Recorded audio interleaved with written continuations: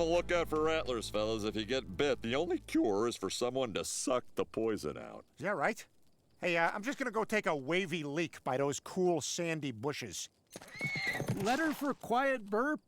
That's me. Oh, cool, wow. Without addresses, I spent the past 9 years just asking everyone I see.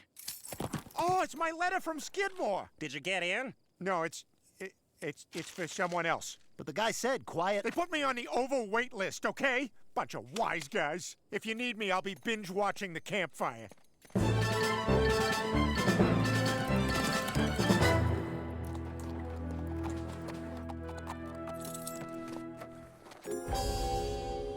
That'll show 'em, separating those carpetbaggers from their money.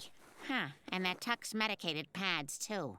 Guys, we got a problem. Somebody dip some palm fronds in the creek and stuff them through the crescent moon hole.